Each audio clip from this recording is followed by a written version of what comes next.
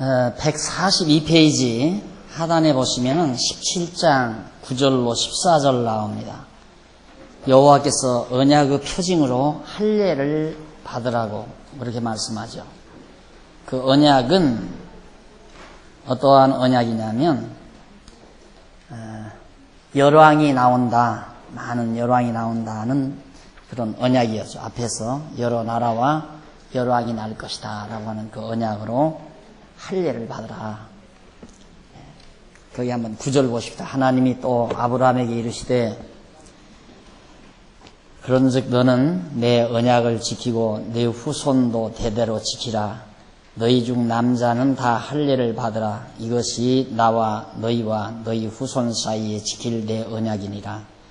너희는 양피를 베어라. 이것이 나와 너희 사이의 언약의 표징이니라.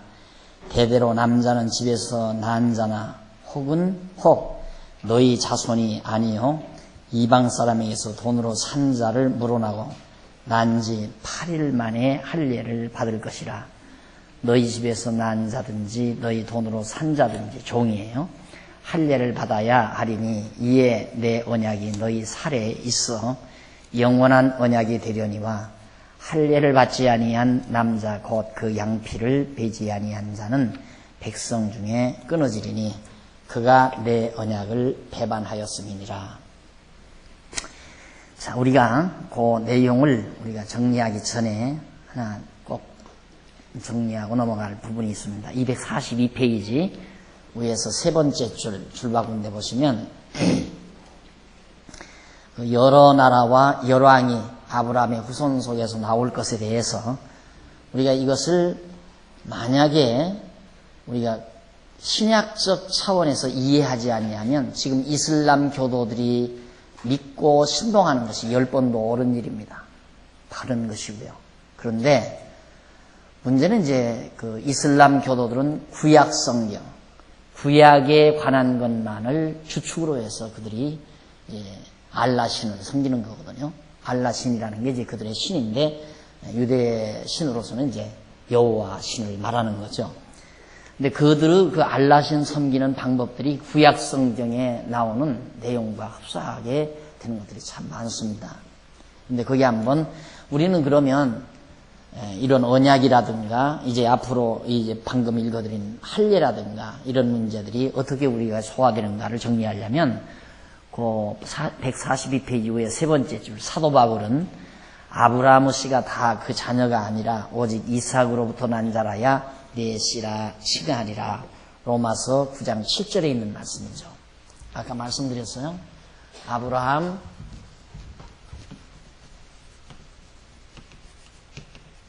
아브라함 자손에게는 사라, 그 다음 하갈, 사라에게서는 이삭이 나오고요. 하갈에게서는 이제 이스마엘이 나오거든요. 이스마엘. 물론 아브라함의 자손이 이스마엘도, 이삭도 물론 아브라함의 자손이고, 근데 배가 다르죠. 엄마가 다르죠. 아내가 다른데 바울이 그 말이에요. 아브라함의 씨가 다 그 자녀가 아니라 오직 이삭으로부터 난 자, 이삭의 후손에게서 난 자라야 아브라함의 자손이다. 물론 이스마엘도 아브라함의 자손이지만, 그러니까 결국 이스마엘은 정통성을, 아브라함 자손의 정통성을 잊지 못하는 거예요. 그러니까 현재 아랍가들의 대부분의 그 인종들이 이스마엘의 후손이 많은데 그들은 아브라함의 정통성을 잊지 못한 후손들이다. 지금 유대인들은 아브라함의 정통성을 이은 자들이고요. 그러니까 옛날부터도 왜 그 우리나라도 그런 습성이 있었잖아요. 본척에서 난 아들은 첩에게서 난 아들을 우습게 보잖아요. 뭐 형제 취급도 안 하고 아들 취급도 안 하고 하시에 뿌리고 그런 거나 이제 같은 맥락으로 여러분들이 이해하시면 될 거예요. 그러니까 유대인들도 지금 이삭의 후손인 유대인들은 하갈의 후손인 이들을 우습게 하는 거죠. 자, 그래서 이제 했는데 계속해서 보십시다. 약속의 자녀가 씨로 여기심을 받는다고 하였다. 이 약속의 자녀. 이삭은 약속의 자녀다. 이삭은. 하갈은 이건 정말 하나님께서 사라를 통해서 주실 아들로 하늘의 별같이. 이건 또 별도로 하나님께서 언약한 거예요. 이것도 역시 이들은. 그러니까 결국은 약속의 자녀는 아브라함이 여호와의 언약에 의하여 얻은 이삭을 가르친다. 아브라함이 여종 하갈에게서 아들 이스마엘을 얻었으나 그는 약속의 자녀가 아니다. 그는 여호와께서 언약하신 바가 없이 사레와 아브라함의 인위적인 방법에 의하여 출생한 자이다. 하갈이 당신 내가 애기 못 나니까 하갈을 통해서 나십시오 해서 결국 인위적 방법에 의해서 이스마엘을 낳은 거예요. 그래서 그건 정통성이 없는 거다. 언약의 정통성이 없는 것이다. 그러면서 그러므로 여호와의 언약은 아브라함과 그 후손 곧 언약으로 출생한 이삭의 후손과 세우신 것이다. 그래서 여호와께서는 언약을 아브라함과 대대 후손의 사이에 세워서 영원한 언약을 삼으시고 그들에게 가나안 땅 일경을 주어 영원한 기업이 되게 하시고 그들의 하나님이 되어주신다고 하시는 것이다. 이와 같은 언약 섭리는 이삭으로 난 아브라함 후손으로 이스라엘 백성을 이루어 가나안 땅에 살게 하여 주시려는 것이다.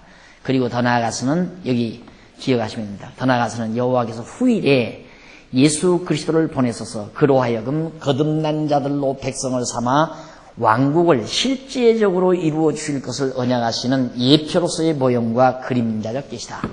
결국 이삭의 후손에게서 누가 나오느냐면 예수가 나오는 거죠.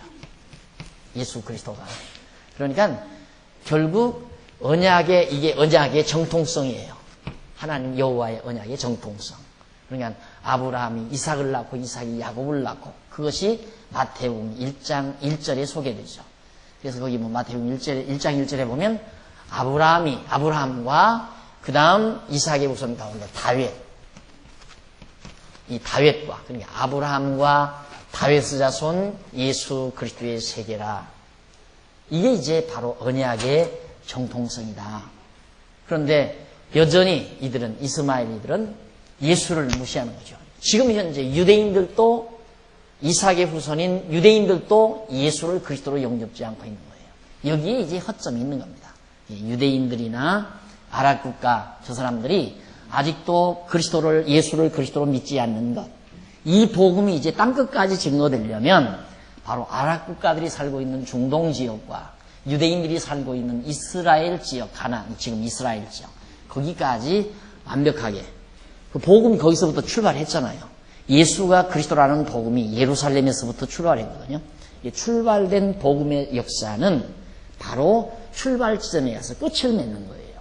그래서 마지막 유대인들의 시대, 이 이삭의 후손인 정통성을 이은 이 유대인들의 들이 바로 마지막 유대인의 시대가 온다고 그랬잖아요. 유대인 시대. 그리고는 이제 마지막 예수님 이제 재림한다. 재림하시고 하나님의 나라, 천년왕국. 천년왕국. 이게 이제 요한계시록에서 우리 공부한 내용이죠. 그럼 이렇게 되는 거예요. 아브라함의 정통성을 이은 이삭의 후손 가운데 다윗이 나와서 그 다윗의 자손으로 예수가 와서 이제는 혈육, 핏줄을 통해서 자손이 번창하는 것이 아니라 그리스도의 피로 신령한 그리스도의 자손으로 생육하고 번성하는 거예요. 그것이 생육하고 번성해서 어떻게 해요? 온 땅을 뒤덮어야 한다 이 말이죠. 그래서 땅끝까지 복음이 증거돼야 돼요. 그러니까 자손도 번창하고 예수의 자손, 예수의 씨로 거듭나고 중생하는 역사도 번창해야 되고 또 그런 역사가 땅끝까지 이르러야 되고 그러면 자손 번창하고 땅 정복됐으면 땅 다 정복했으면 그 다음 뭐예요? 천년왕국 이루어야잖아요. 그리스도의 왕국. 그래서 이 지상에 그리스도의 왕국이 이루어지고 그 이후에 예수님이 이제 재림이 이루어지고 이렇게 되는 거란 말입니다. 그게 이제 성경이 우리에게 말해주는 역사 진행 과정이란 말입니다. 미래사가 진행될. 그런데 현재는 유대인 시대가 아니라 이방인 시대예요. 이방인들이 구원 얻는 유대인 이외의 이방인. 그 이방인은 하갈의 후손도 이스마엘 후손도 아랍 국가들도 마찬가지예요. 중앙아시아 쪽에 살고 있는 중국 사람, 만주 사람들, 동남아 인간 사람들. 이게 다, 물론 미국 사람들 다 이방인이지만. 하여튼 이 아브라함의 후손 이외에는, 유대인들 이외에는 전부 이방인이에요. 그러니까 이방인의 구원을 하나님께서 먼저 앞세우시고 그 다음 유대인의 구원이 끝난 이후에 그리스도의 왕국을, 그러니까 지금은 뭐냐, 생육하고 그 다음 생육 번성하고 그 다음 땅 정복하고, 현재 이거예요. 이것이 지금 현재 진행되는 거예요. 뭘로? 복음으로 온 세계를 정복하고 또한 예수 그리스도의 씨로 생육하고 번성하는 역사. 이게 지금 계속 이루어지잖아요. 복음의 역사가, 복음 전파의 역사가 바로 그거거든요. 그러니까 예루살렘에서 이루어졌던 복음 전파의 시작은 지구를 한 바퀴 빙 돌아서 지금 극동아시아인 대한민국 땅에 와서 응축되어 있는 거예요. 복음의 역사가. 이 응축돼서 이 복음의 힘이 이제 뭐 중앙아시아 쪽으로 간다는 건 물어볼 거 없잖아요. 지난번 말씀드린 대로 그래서 하나님께서는 철회장막인 공산주의 장벽을, 중공 공산주의 장벽을 하나님이 헐어버리시고 소비에트 공산당도 다 헐어버리시고, 그리고는 지금 현재 아랍 국가들의 이슬람교의 이 종교적인 잘못된 종교적 장벽도 지금 하나님께서 헐어가시는 거라 이 말이에요. 이유는 뭔가? 바로 생육 번성하고 땅 정복하기 위해서 그런 거예요. 복음으로 생육 정복하고 땅 정복하기 위해서. 그래서 이게 정복이 되면 그럼 뭐냐? 왕국 통치죠. 통치. 이게 다니 땅, 생육, 번성, 자손, 통치. 이게 3대 언약이에요. 3가지 언약. 3대 언약. 아담에게도 이 3가지 언약이 있고 아브라함에게도 이 3가지 언약을 지금 하고 있는 거고. 그러니까 이 사실이 그리스도를 통해서 지금 현재 이루어져 가고 있는데, 이 바보 몽충이 같은 양반들은, 이 사람들, 이 후손들은 혈육을 자꾸 따져요. 혈육. 우리만이 정통성을 이은 유대인이다 이거예요. 그래서 유대인들은 자기네들의 혈통을 가장 우수한 혈통, 실제로 또 우수하고요. 유대인들의 혈통은 대단히 우수해요. 그러니까 그것이 정말 오만방자함으로 유대인들의 뇌리에 딱 잡혀있는 거예요. 그들은 자기들 이외에는 다 시해버려요. 다. 물론 전략상 지금은 같이 어울려서 미국 같은 데들이 살지만은 묶이지 말라요. 너희들은 아무것도 안다. 별인간이 아니다. 그래서 아까도 말씀드린 팔레스타인들 그냥 이 철장 밖에서 아이들이 놀면, 돌멩이 가지고 놀면 그냥 쏴 죽여버리고 말아요. 그냥 포수가 산에 가서 정말 수렵하는 포수들이 뭐 토끼 새끼 지나가면 탕 쏘듯이 뭐 하나 죄의식도 없고, 이게 살인하지 말라 시키는 있잖아요. 그들 다 알지요. 그런데 총 쏴 죽이는 건 살인 아니에요? 그런데도 짐승으로 취급해요. 짐승, 인간으로 취급 안 하고. 그렇게 아주 자존심 강한 민족이 유대인이란 말입니다. 그런 유대인들을 부시가 콧대 꺾을 수 있어요? 안 되죠. 유대인들은. 그러니까 유대인들의 자존심에 부시는 놀아날 수밖에 없고, 그래서 부시는 유대인들 편들었고, 그 전 앞서 클린턴은 어정쩡 이 눈치 작전하다가 무릎을 대통령 임기를 지내버렸어요. 근데 부시는 강력하게 우리는 나간다 해가지고 결국 이제 유대인들 편들었다가 지금 혼쭐 나고 지금 고통을 당하고 있는 것이 오늘의 현실인데, 왜? 착각해서 이들이 착각. 종교적인 착각이에요. 예수가 그리스도로 이미 오셨는데, 예수가 오셔서 지금 이렇게 역사는 진행되고 있는데, 이들은 이 시대에 머물러서 지금 오만방자함에 빠져 살고 있다 이거예요. 이것이 언제 깨지느냐? 유대인들의 시대가, 이방인의 시대가 끝나면 유대인의 시대에 접어들면 이들이 그때야 가서 하하, 우리들이 착각했다 이거예요. 우리 조상들이 예수가 그리스도인 줄을 모르고, 우리가 대망하고 기다리던 그리스도인 줄을 모르고, 우리가 우리 조상들이 십자가 연바가 죽였구나. 그래서 순식간에 민족적으로 유대인들이 예수를 그리스도로 영접하고 믿을 날이 온다는 것을 사도 바울이 예언하고 있거든요.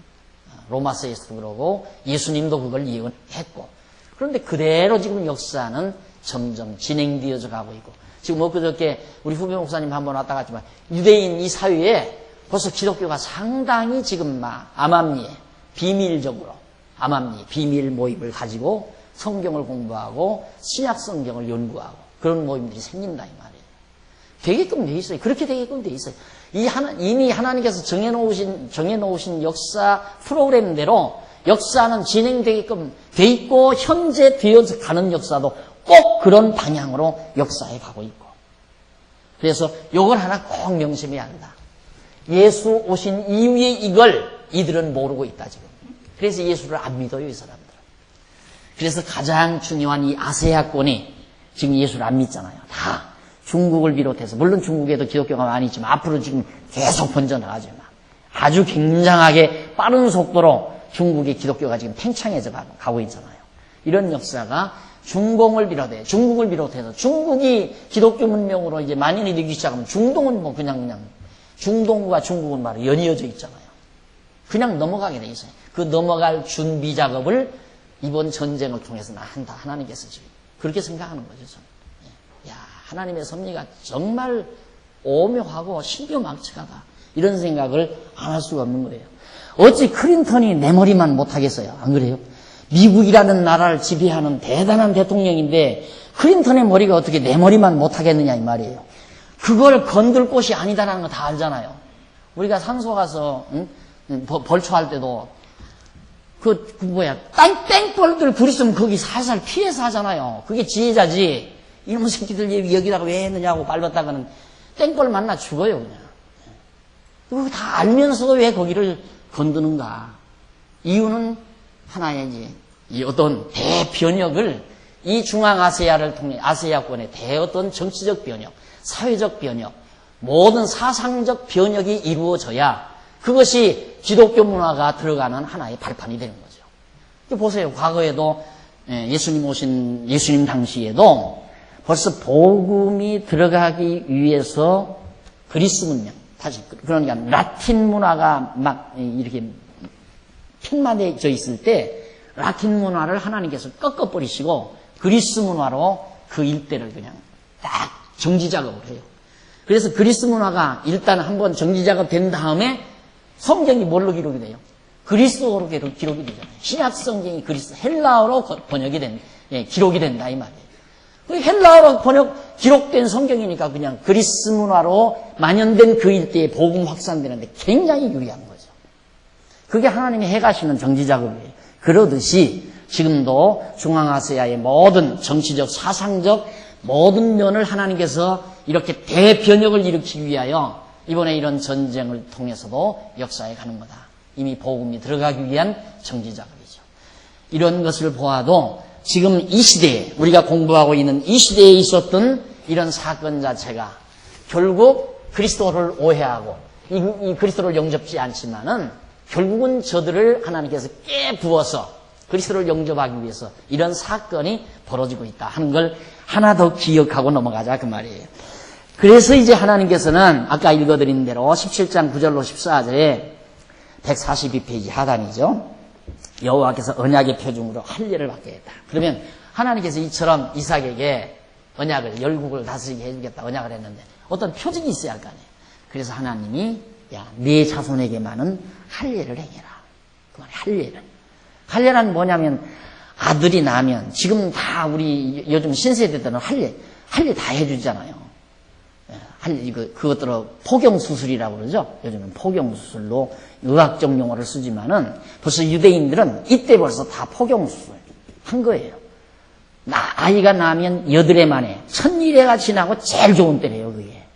이게 이미 뭐 지금은 엄마들이 좀 무식해가지고 막 국민학교 갈 때까지도 안 시키고 막 중학교 가서 고등학교 다니는 놈 시켜놓으니까 뭐 며칠씩 학교도 못 가고 막 열받아가지고 아프고 그러지만 그냥 가서 8일 만에 딱 할래 포경수술 시켜주면은 아주 빨리 낫고 쉽게 낫고 간편하고 그런다고 그래요. 근데 하나님께서 유대인들에게만은 그걸 시켰다 이 말이에요.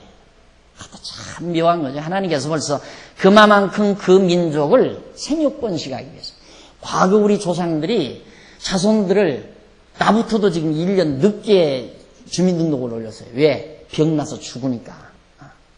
이름이 지날지 안 지날지 모른다고 말이에요. 그러니까 1년 동안 두고 보는 거예요. 이놈이 사나 안 사나. 그래가지고 1년 동안 돌 지나면 그때 가서 이제 등재하잖아요. 왜? 전염병 때문에. 이 전염병이라는 게 남자와 여자와의 관계에서 많이 전염이 되는 거 아니에요. 불결한 것 때문에. 그런데 하나님께서 이스라엘 유대인들에게는 벌써 아주 남자들을 그렇게 할례를 시킴으로 건강학적으로도 유리하고 그것이 하나의 표징이에요. 그러니까 이번에 이 사람들도 그걸 하거든요. 이 사람들도 그걸 하는데 뭐 굉장하잖아요. 우리 텔레비에서 보잖아요. 그 할례식 하는데 막 그냥 왕관처럼 막 씌워가지고 막 그 대단한 잔치를 베풉니다. 굉장한 큰 이벤트를 베풀면서 할례식을 거행해 이 사람들이. 그게 왜 그런지도 모르죠. 이 바보 멍충이들이. 하나님께서 그렇게 하라고 한 이유는 아빠 이걸 왜 해야 돼요? 여드레 난이니까 모르죠. 당사자는. 그렇지만 주변에서 형이나 다 큰 놈들은 왜 이렇게 해야 돼요? 물으면 이놈아 우리 조상 하나님께서 여호와 하나님이 우리 조상 아브라함에게 여차의 언약을 했다. 그 언약을 잊어버리지 말라고 이런 표식을 우리에게 준 거다. 지금은 우리에게 이렇게 성경을 통해서 우리에게 전해주지만은 그 당시에는 아브라함 당시에는 창세기도 없었잖아요. 성경도 없었고. 그러면 어떻게 하나님의 뜻을 전달하느냐, 이 말, 전달 방법이라는 게 바로 그 할례와 같은 이런 표징을 통해서 전달하는 거예요, 표징. 무지개가 딱 나타나요. 아빠 저게 뭐예요? 이놈아. 노아 할아버지 당시에 이 세상이 다 물로 멸했단다. 그런데 다시는 하나님이 물로 멸하지 않는다는 증표를 한다. 이러면서 하나님의 언약을 후손에게 전해주고 가르쳐주는 거란 말입니다. 아빠 동생 왜 저렇게 아픈데 저래요? 그러면 이놈아 옛날 우리 조상 할아버지한테 하나님 여호와가 여차 언약했다. 이걸 가르쳐주라고. 그래서 그 자손들로 하여금 여호와 하나님을 잊지 않고 경외하며 섬기게 하려고. 그게 바로 할례란 말입니다. 그러니까 지금 그대로 알라를 믿잖아요. 여호와 하나님을 알라로 믿는 거예요. 이스마엘 이 사람들도. 유대인들은 물론 여호와 하나님을 믿지만. 근데 문제는 예수를 그리스도로 안 믿으니까. 이게 문제예요. 예수를 안 믿으니까. 자, 그래 이제 표징을 보여주고 나서 넘어가십시다. 넘어가서 144페이지 위에서 5번째 줄 17장 15절로 18절에 보면 여호와께서 사라가 열국의 어미가 될 것을 언약을 합니다. 이 사라죠. 사라에게 또 나타났어요. 하나님이 나타나서 자 조금 읽어볼까요? 하나님이 또 아브라함에게 이르시되 네 아내 사레는 사레라 하지 말고 그 이름을 사라라 하라. 원래는 사레였어요. 사레. 사레라고 하지 말고 사라라 하라. 왜냐하면 내가 그에게 복을 주어 그로 네 아들을 낳아주게 하며 내가 그에게 복을 주어 그로 열국의 어미가 되게 하리니 민족들의 열왕이 그에게서 나리라 하는 얘기입니다. 그러니까 사레를 사라라고 하라. 왜냐하면 사라가 지금 아기를 못 낳아서 하가를 아브라함에게 이렇게 씨바지로 준 거 아니에요. 그런데 하나님께서 사라의 몸에서 아들 낳게 하겠다 이거예요. 그러니까 이제는 사레라고 하지 말고 사라라 하라. 그래가지고 아브라함이 엎드려 웃었어요. 기가 막히니까 웃은 거죠. 그것만 안 믿어지는 거예요. 아브라함이. 어떻게 사라가 아이를 낳습니까? 이미 자기도 포기했고 자기가 봐도 여태껏 같이 살았을 때 아기 하나 못 낳은 여자가 어떻게 아기를 낳느냐 이 말이에요. 그러니까 엎드려서 웃었다 이 말이에요. 아브라함이. 킥킥대고 웃었겠죠. 그러니까 심중에 이르기를 100세 된 사람이 어찌 자식을 낳을까? 벌써 아브라함도 100세가 됐고 사라도 벌써 다 늙었다 이 말이에요. 그런데 어떻게 아기를 낳느냐? 사라는 90세니 10살 칭하였던 것 같아요. 90세니 어찌 생산하리요? 하고 아브라함이 이에 하나님께 고하되 이스마엘이나 하나님 앞에 살기를 원하나이다 하고 말을 했어요. 요즘 늦둥이가 부음이라면서요. 그런데 한간에는 늦둥이는 머리가 나쁘다. 좀 모자라는 자식이 낳는다 그러는데 사실 이삭은 늦둥이 중에 늦둥이에요. 근데 그 손이 세계 어느 민족도 따라갈 수 없는 두뇌를 가지고 있는 민족의 조상이 됐어요. 이삭이. 쓸데없는 소리예요. 낳고 싶으면 지금도 낳아요. 나도 괜찮아.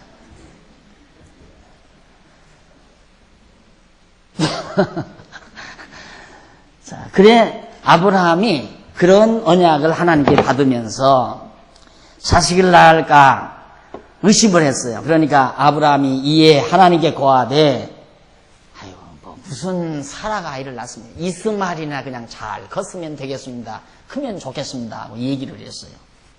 그러니까 넘어가요. 계속해서. 이쪽 145페이지 밑에 17장 19절로 22절 거기 보면 여호와께서 이삭과 언약을 세우시겠다고 말씀을 합니다. 아들을 낳는데 반드시 이름을 이삭이라 하라. 이삭과 내가 언약 세우겠다. 읽어보십시오. 하나님이 가라사대 때 아니라 이스마엘이나 잘 컸으면 좋겠습니다. 그러니까 하나님께서 무슨 소리냐? 아니다. 가라사대 네 아내 사라가 정녕 네게 아들을 낳으니 반드시 네게 아들을 낳으리니 너는 그 이름까지 다 지었어요. 이삭이라 하라. 내가 그와 내 언약을 세우리니 그의 후손에게 영영한 언약이 되리라. 너에게도 언약 세운 것처럼 내가 낳을 이삭에게도 언약을 세워서 영영한 언약을 세우겠다. 뭐 중간에 가다가 이렇게 없애버리는 언약이 아니라 영영한 언약을 세우겠다. 바로 그거 아니에요. 영영한 언약이죠. 영원한 세, 영원한 하나님의 나라까지. 이게 바로 성경이에요.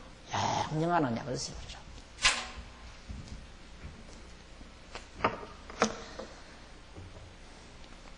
그러면서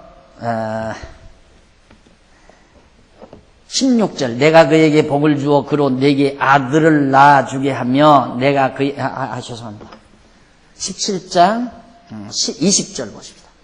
17장 20절 이스마엘에게 이르러는 내가 네 말을 들었나니 내가 그에게 복을 주어 생육이 중다하여 그로 크게 번성케 할지라 그가 12방백을 낳으리니 내가 그로 큰 나라가 되게 하려니와 내 언약은 내가 영년 이 기한에 사라가 내게 낳을 이삭과 세우리라.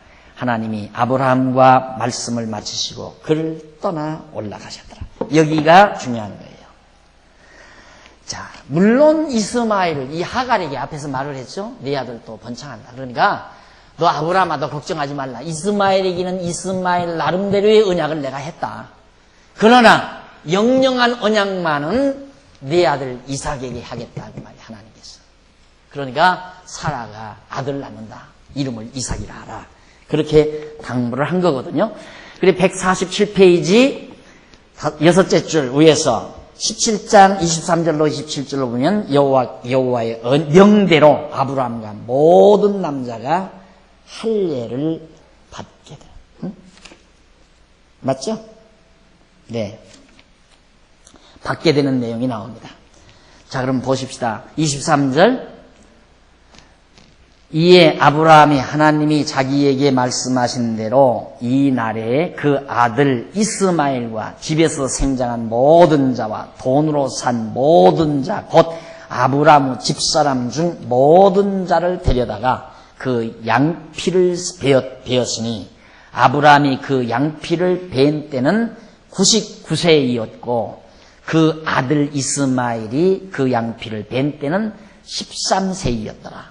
그러니까 벌써 이스마엘은 나서 13살이 됐어요. 13살. 상당히 컸죠. 그러니까 이 아들이나 잘 키워주십시오. 그 말이에요. 아브라함이 그러니까 결국은 13살 됐으니까 아브라함이 87살이 난 거죠. 이스마엘을. 그런데 내가 지금 나이가 100세가 됐는데 이제 무슨 아들을 낳습니까? 이스마엘이나 잘 키워주십시오. 그래서 한 얘기란 말입니다. 그래,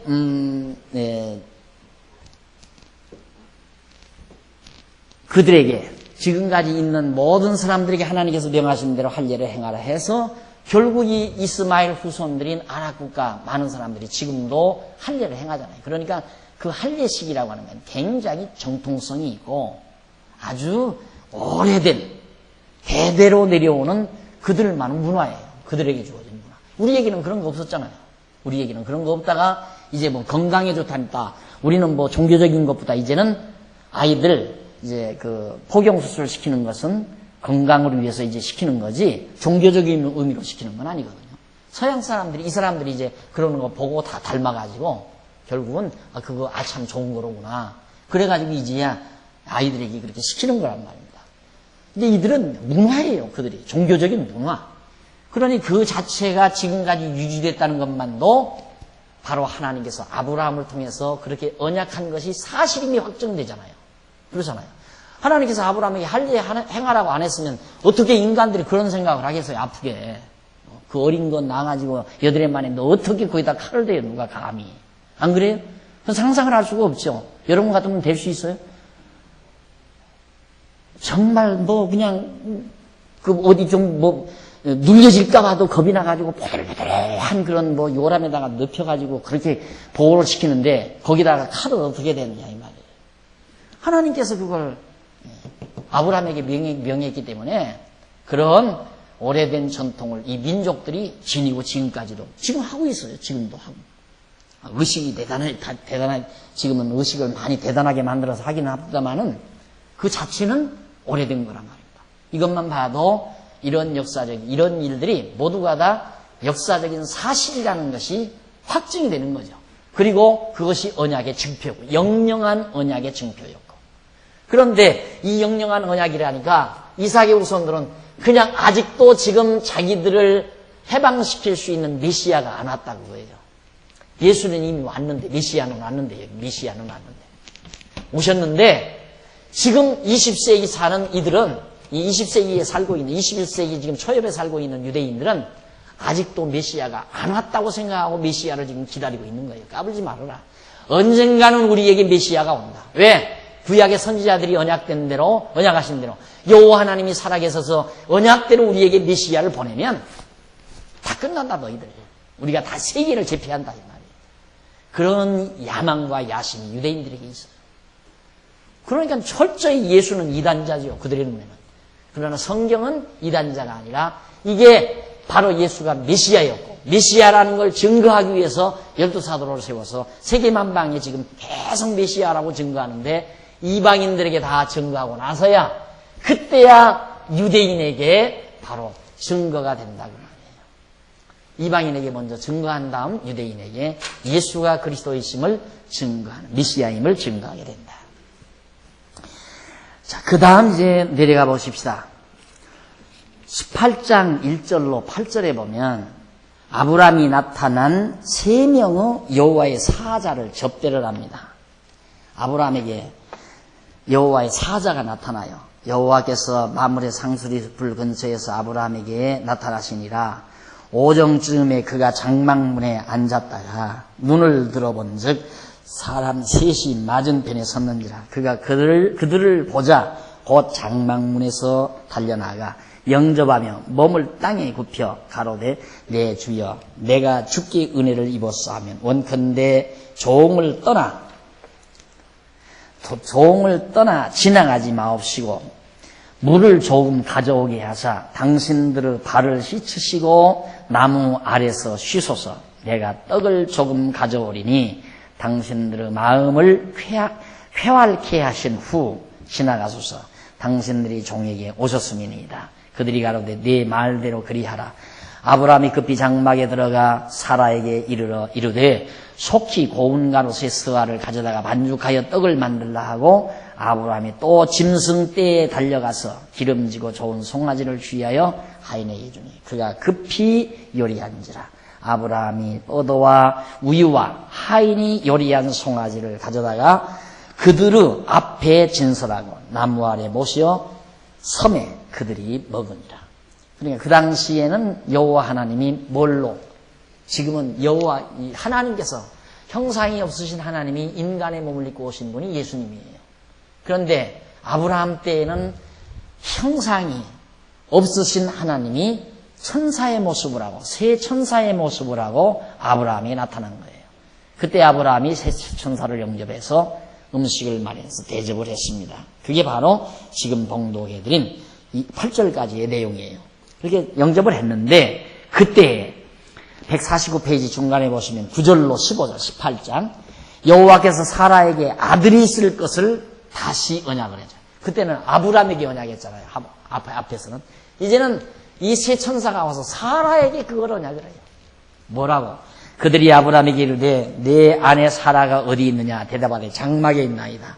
그가 가라사대 기한이 이를 때 내가 정녕 내게로 돌아오리니 네 안에 사라에게 아들이 있으리라 하시니 사라가 그 뒤 장막문에서 들었더라.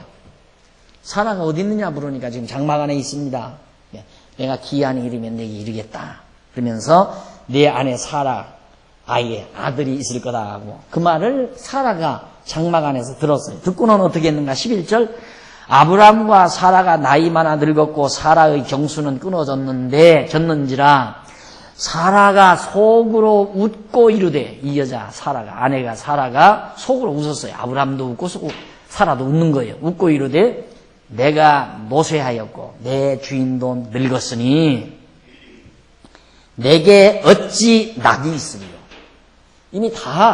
나는 이미 젊음이 다 끝났는데 어떻게 내게 그런 아들을 낳을 수 있는 즐거움이 내게 있겠는가 하고 의심을 하면서 웃었어요. 그러니 여호와께서 아브라함에게 이르시되 사라가 왜 웃으며 이르기를 내가 늙었거늘 어떻게 아들을 낳으리요 하느냐. 여호와께 능치 못한 일이 있겠느냐. 기한이 이를 때에 내가 네게로 돌아오리니 사라에게 아들이 있으리라. 사라가 두려워서 승인치 아니하여 가로되 내가 웃지 아니하였나이다. 가라사대 아니라 네가 웃었느니라. 속일 사람을 속여야죠. 여자들이 그런 게 있나 봐요. 안 하고도 한 척, 하고도 안 한 척. 그런가요? 왜 했으면 아이고 잘못했습니다 해야지. 웃어놓고는 언전이기에 비기에 거기서 나 그런 일 없습니다. 아니다. 너 웃었느니라. 안 믿어지는 거예요, 사라가. 그런데 재미난 건 뭐냐면 참 하나님 좀 인간적인 용어로 하면 얄궂으시죠. 기왕 결혼할 때 그렇게 낳게 할 바에야 결혼 초기부터 젊었을 때 아이를 낳게 했으면 지금 몇 낳았을 거 아니에요. 지금 몇십 년 같이 살았으니까. 생육하고 번성한다고 언약을 했으면 초기부터 아야 첫 아들, 둘째 아들, 셋째 아들 막 낳게 좀 그다가 가끔 가다가 쌍둥이도 좀 낳고 그렇게 하면 벌써 그냥 일대에서 많이 번창할 건데 아야 못 낳게 만들어버려요. 언제까지? 경수가 다 끊어질 때까지. 여자의 생산 기능이 끊어질 때까지 하나님께서 내버려둬 버려요. 다 끊어진 다음에 그때야 나타나서 누구 약 올리는 거예요? 내년 이맘때 아들 낳는다. 그러니까 묻지요. 아들 낳을 것 같으면 내가 벌써 낳지 한참 젊을 때 이럴 거 아닙니까? 왜 그러시는가? 말씀하세요 여기서 지금. 하나님에게 능치 못한 일이 있겠느냐? 요거예요. 처음 결혼하자마자 아들 막 그냥 떡두꺼비 같은 놈 나눴으면 진짜 나 건강 좋다. 아들 잘 낳는다. 그리고 다 집안에서도 아들 잘 낳는 며느리라고 칭찬 대단했을 거고 얼마나 좋았을 거예요. 하나님이 좋다고 생각 안 하죠. 여호와 하나님이 아들 낳게 했다고 생각 안 하죠. 그런데 아야 못 낳도록 해놓으시고 낳게 하니까 누가 봐도 여호와 하나님이 주셨다라고 믿을 수밖에 없잖아요. 하나님이 이 일을 꼭 그렇게 하세요. 될 수 있는 건 안 되게 하고. 인간의 계산으로 이거 되겠다 하면 안 돼. 그런 경우가 많아요. 포기한 다음에 되는 경우가 많고. 네, 그래야 하나님이 나를 붙드셨구나 하는 걸 확인하는 거. 하나님께서 그러기 위해서 그렇게 하신 거라 이 말이에요. 그러니까 결국 거듭 말씀드리지만 아들 낳는 것도 관심 놓으면 안 돼. 이것도. 아들 낳으니까 됐다. 좋다. 여기에 빠지면 안 된다고. 왜 나 다 늙은 다음에 아들을 왜 주셨을까? 그렇게 접근하고 들어가야 한다 이 말이에요. 왜 이제야 하나님이 아들을 주실까? 하나님은 전능하신 분이시고 언약대로 이루시는 분임을 깨닫게 하시려고 그랬구나. 다 지웠구나. 언약대로 이루시는 여호와 하나님은 깨닫게 하려고 아들 주는 거예요.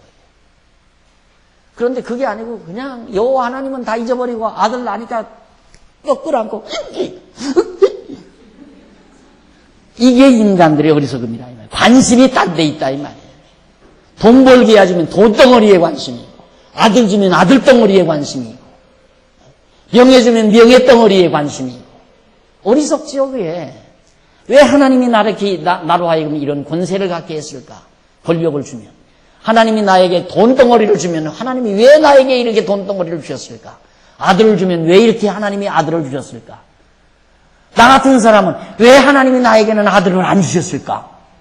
당연하잖아요. 왜? 하나님 능력이 있는 줄 알고. 내가 능력이 모자라서 아들을 못 낳은 게 아니라 하나님이 안 주니까 못 낳는 거다. 그거 깨닫게 하려면 있으나 없으나 하나님 깨달으면 되는 거 아니에요? 야, 박 목사 참 편안하게 생각한다.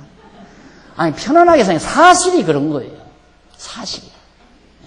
아들 주고 안 주고가 있고 없고가 중요한 것이 아니라 하나님은 왜 아들을 주며 또 하나님은 왜 아들을 안 주며 똑같은 접근 방법이라 그 말이에요. 결국 깨닫는 건 하나님의 능력에 달려있구나. 예. 어느 분이 그러더라고요. 어느 목사님이, 목사님 능력 부족이에요. 그래, 네 능력 좋다네. 그랬어요.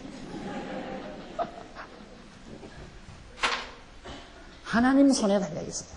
우리 그거 알고 살라고 주기도 하고 안 주기도 하고. 어떤 사람은 왜 돈 벌고 사는데 어떤 사람은 돈 못 벌고 살아요? 왜 어떤 사람은 부자로 사는데 어떤 사람은 가난하게 사느냐 이 말이에요. 똑같아요. 왜 나는 가난하게 했을까 해서 여호와 하나님 배우나. 전능하신 하나님 배우나.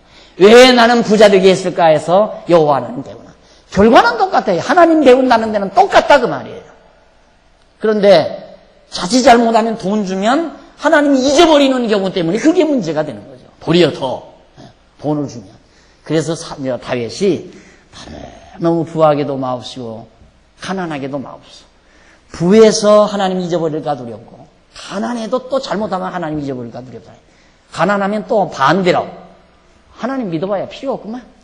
내가 하나님께 얼마나 충성을 했는데 그런데 나를 왜 이렇게 가난하게 해? 하나님 살아계시다면 왜 이래? 그리고 하나님 버리는 경우도 있잖아요. 그래서 너무 가난해도 안 되고 너무 부여해도 안 되고 그저 하나님 여호와 경외하며 살게 해달라. 그게 다윗의 지혜로운 기도였어요. 자, 그 다음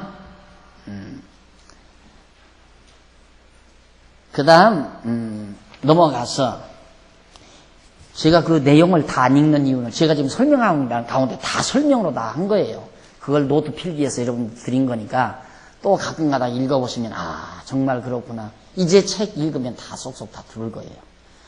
자, 그쯤 이제 하나님께서 이삭을 언약을 했죠. 자, 그렇게 언약을 해놓은 다음에 두 번째로 소돔성에 대한 심판이 이루어져요. 그럼 소돔성에 대한 심판에 대한 심판에 대한 앞서 주제는 뭐냐면 한번 거슬러 올라가서 펴보실래요? 127페이지. 127페이지 중간쯤 보시면 자손에 대한 언약 나오죠. 그 자손에 대한 언약이 양쪽 가로 1번이었어요. 그런데 이제부터 공부할 것은 소돔성에 대한 심판이에요. 자, 이게 재미난 거란 말입니다. 하나님께서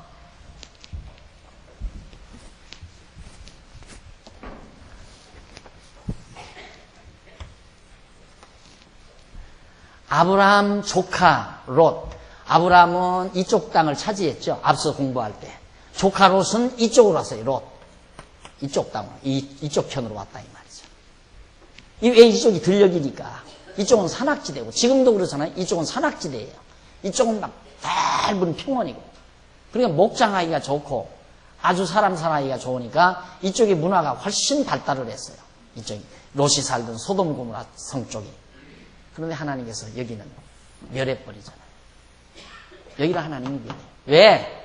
이들이 너무 번창해버리면 이들이 기죽잖아요. 쉽게 말하면 아브라함의 후손이 짓눌린다 이 말이에요.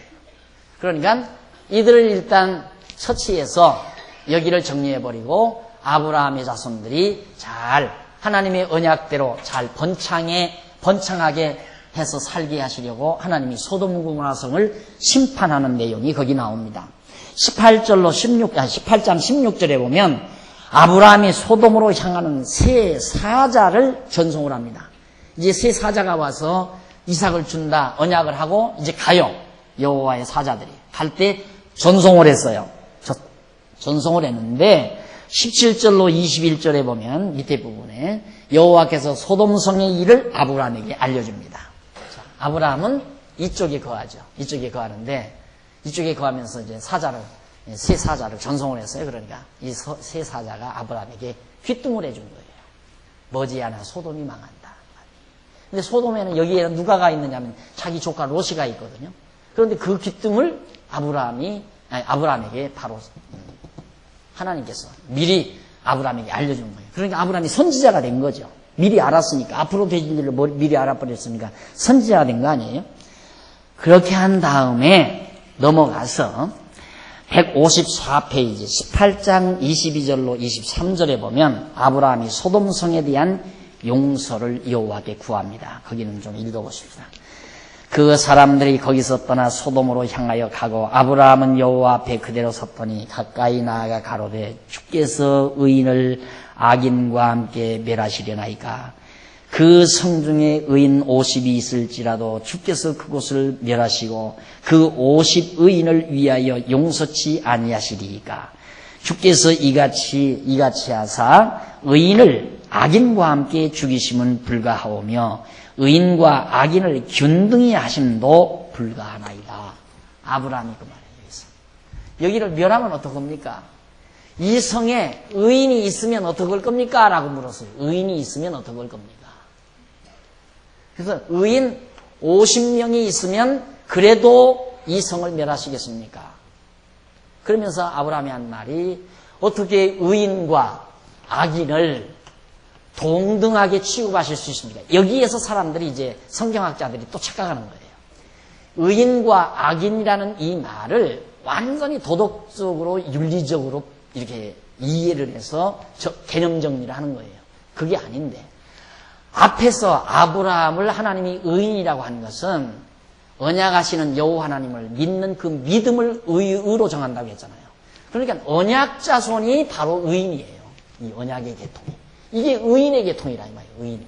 그래서 의인 예수라고 하잖아요. 의인 예수가 오셨다. 예수를 믿으면 모두가 다 의롭다 함을 얻는다.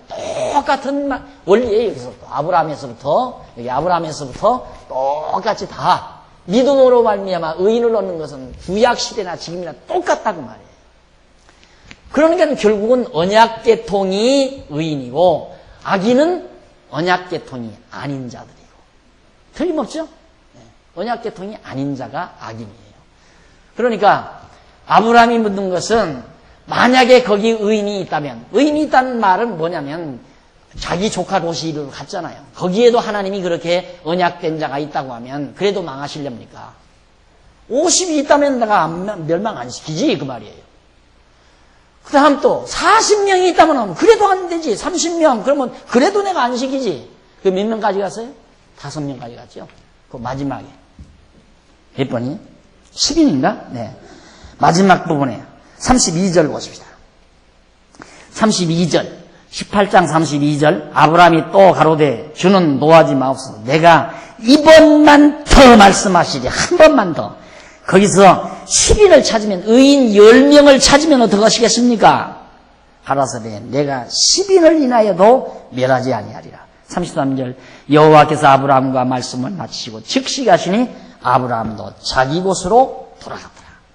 결국 여기 소돔 고모라성 이 지역에 의인 10사람, 의인 10인만 있으면 멸망 안 시키겠다고 약속을 했어요. 근데 의인 10인이 없는 거예요. 여기는. 하나님의 언약 자손이 없다고 말해요. 그러니까 멸망시킨 거죠. 그래서 이 소돔 고모라 성이 지금은 여기 사해바다가 이렇게 있잖아요. 사해바다가 있는데 고고학자들이 바로 이 사해바다가 소돔 고모라 성이 완전히 망해서 땅속으로 들어가 버린 장소라. 그 고고학자들이 그 얘기를 하잖아요. 이 소돔 고모라 성이 바로 이 사해바다가 바로 그런 지역이다. 이 사해바다 이쪽 언저리쯤이 이게 소돔터 바로 거기다. 그 얘기예요. 그래서 소돔이 망해버린 거예요. 언약자손이. 그러니까 하나님께서는 언약자손을 생육하고 번성하기 위해서 언약자손이 아닌 악인. 성경에서 항상 의인, 악인 따지는 건 전부 언약자손과 비언약자손, 언약자손이 아닌 자들. 이렇게 나눠지는 거예요. 그래서 시편에 의인이며 악인, 잠언 전도서 이런 데 의인, 악인 많이 나오죠? 그게 전부 언약을 기초로 해서 의인과 악인이라는 개념이 정립되는 말들이에요. 그런데 성경학자들이 그걸 정리를 못하고는 이걸 전부 윤리적으로 도덕적으로 그러니까 지금도 보세요. 이 서울장 안에 의인 10사람만 있어도 하나님께서 서울을 멸망시키지 않는다. 그러면서 뭐라고 그러냐면 하나님께서 한국을 멸망시키지 않는 것은 그래도 의인들이 있어서 그런다 이러면서 의인이 바로 예수 믿는 사람들이다. 우리가 착하게 의롭고 깨끗하게 사니까 하나님께서 그런다 이런 얘기하지만 여기 의인이란 하나님의 선택받은 언약 자손을 뜻하는 거예요. 물론 하나님의 택함에서 우리가 다 의인이죠. 그런 의미에서 의인이지 우리가 예수 안 믿는 사람보다 훨씬 더 의롭고. 여러분들 지난해 혹시 양로원 한 번이나 가봤어요? 고아원에 혹시 좀 헌납 좀 했어요? 안 한 사람이 천질걸? 동대문 시장 장사하는 사람들 가봐요. 매달 고아원에 보내고 매달 양로원에 보내면서 찾아가서 떡해가지고 찾아가고 그런 사람 천지예요. 길거리에 노점상을 해도. 우리 그런 사람만 또 못하지 않느냐 이 말이에요. 우리 행위로는 정말 우리 낫다고 생각하면 안 돼요. 이기적이고 약삭 빠르고 인색하고. 우리 솔직히 자기 자신 한번 이렇게 반성해봐요.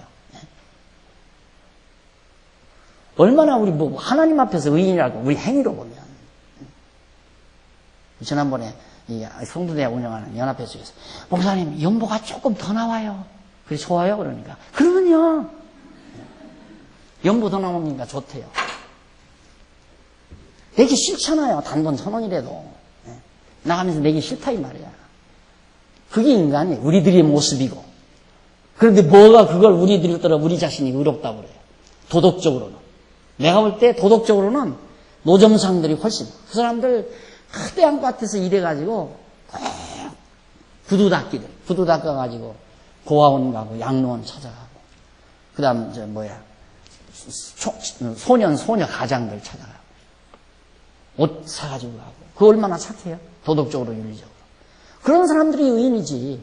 우리처럼 그냥 있는 것 자기만 먹고 그냥 더 기름진 거 찾아 쫓아다니면서 먹고 사는 우리가 짐승 같은 돼지 같은 인간이지 안 그래요? 따지고 보면 도덕적으로 착각하면 안 된다. 성경의 의인 악인이라는 건 그거 아니에요. 그렇다고 해서 도덕적으로 잘 살았다. 그건 사회적으로 볼 때 의인이죠. 종교적으로 볼 때는 그걸로 의인이 안 되는 거예요. 종교적인 의인은 바로 이거예요. 하나님의 언약자손. 믿음으로 말미암아 의롭다므로 그게 의인이다.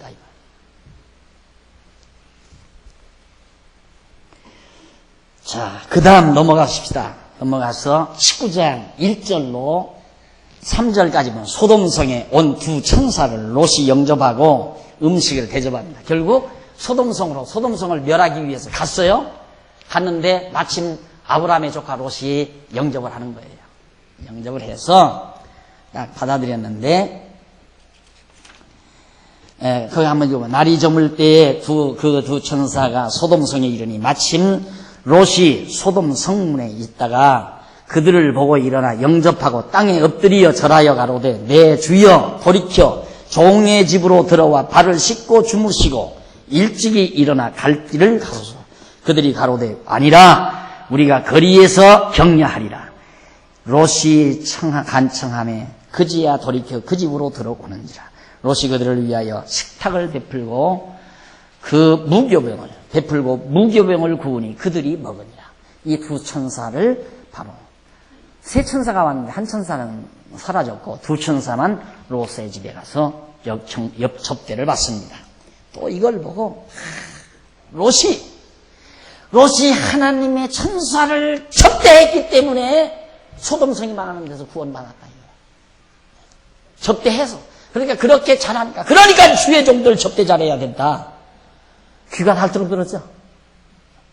걔가 생각하는 게 그런 생각이야. 어떻게 하면 좀 교인들한테 구두 티켓이라도 하나 받나, 양복이라도 하나 얻어 입나. 항상 생각이 그런 생각이니까 말을 해도 그런 말, 내가 이런 말을 안 해야 되는데 너무 유치스러우니까 하는 말이. 기껏 어떻게 그런 생각밖에 못 하느냐 이 말이에요. 그러면 왜 조카 롯의 처는 왜 망해? 접대했는데 왜 망하느냐? 아, 그거야 뒤돌아봤으니까 망하지. 그러니까 전부 인간들이 행위대로 안 망하고 행위대로 망하고 그러는 거예요. 롯의 처는 돌아봤으니까 망하고 롯의 남편은 안 돌아봤으니까 흥하고. 그러면 접대해봤자 필요 없잖아요. 되돌아보면 또 망할 수 있는 거니까. 그러니까 접대도 해야 되고 뒤도 돌아봐야 되지 말고 하지 말고. 그건 돈 그렇게 돌아보지 말아라. 그거 돈 하지 말아라. 롯의 아내 봐라. 돈 그냥 그것 때문에 뒤돌아보고 망했지 않느냐. 그래 놓고는 돈 갖고 와라. 참 도대체가 납득이 안 가잖아요. 돈 하지 말라고 해놓고는 당신은 사서 돈 한다 이 말이야. 그런데도 그걸 캐치를 못해. 성도들은 앞뒤가 안 맞는 걸 모른단 말입니다. 돈 맞아. 내가 돈 하다 망하지. 그러다가 돈 갖고 와라. 그래도 내가 갖다 놔야지. 이렇게 생각한다니까 이 사람들이. 이게 단편적으로 자꾸 이해를 하니까. 이걸 종합적으로 연이어서 논리적으로 받아들이는 게 아니라. 그러니까 쉬워요. 한국 목회는 쉬워요. 목소리 크고 인과응보 원리만 갖다 대면 목회가 되는 것이 한국교회예요. 간단해요. 목소리 크고 털이 좋아야 돼. 자기가 나처럼 이렇게 생긴 목회 못해. 털이 좋고 목소리 우람하고 그리고 팩이 있고 리더십이 강하고 그렇게 해서 인과응보 원리만 갖다 대면 다 되게 돼 있어요. 벌 받아! 사정없이 벌! 해야 되면 막 가슴이 막 뜨끔뜨끔하죠. 천만의 말씀. 자, 이래서 결국 이제 내가 열받다 보니까 내가 잊어버렸어. 또 어디. 다음 시간 합시다. 오늘 그만하고. 다음 시간 19장 4절부터 이렇게 하기로 하고 집에 가서 좀 복습 좀 해보시고요. 기도하십시다. 긍휼과 자비가 많으신 하나님 아버지, 은혜와 사랑을 진심으로 감사드립니다. 오늘도 하나님께서 저희를 불러 모으시고 과거 아브라함 시대에 역사하시고 섭리하셨던 하나님의 놀라운 전능하신 능력과 또 하나님이 여호와 되심을 분명하게 우리에게 깨닫게 하시는 놀라운 계시 역사를 살펴볼 수 있게 하심을 진심으로 감사합니다. 아버지 하나님, 정말 우리가 오늘 이 오랜 세월이 지난 오늘 우리의 현실 역사 속에서 하나님의 능력의 말씀이 살아 역사 속에 움직이고 섭리된다는 놀라운 사실을 우리들이 확인해 보면서 여호와 하나님 살아계심을 다시 한번 믿을 수 있게 하심을 감사드립니다. 이 믿음을 곧 하나님께서 의로 정하시는 것도 저희들이 확신합니다. 하나님 아버지여, 비록 우리들은 도덕적으로 윤리적으로 부패하고 인간적으로 정말 모자란 것이 많지만은 여호와를 하나님으로 믿는, 하나님을 여호와로 믿는 이 놀라운 신앙, 예수를 그리스도로 믿는 우리의 믿음을 의로 정하시는 하나님의 크신 섭리에 감탄하지 않을 수 없습니다. 하나님 아버지의 이 은혜를 우리 늘 마음속 깊이 간직하고 날마다 감동 속에 살아가는 슬기와 지혜를 우리 모두에게 허락해 주시옵시기를 비오며 오늘도 저희들 연보에 동참한 사랑하는 귀한 손길들을 붙드셔서 선한 일을 하고자 하는 아름다운 마음으로 남은 여생 하나님 앞에서 즐겁고 평강을 누리며 사는 아름다운 종들로 삼아 주시옵시기를 비오며 예수님의 이름으로 기도드립니다. 아멘.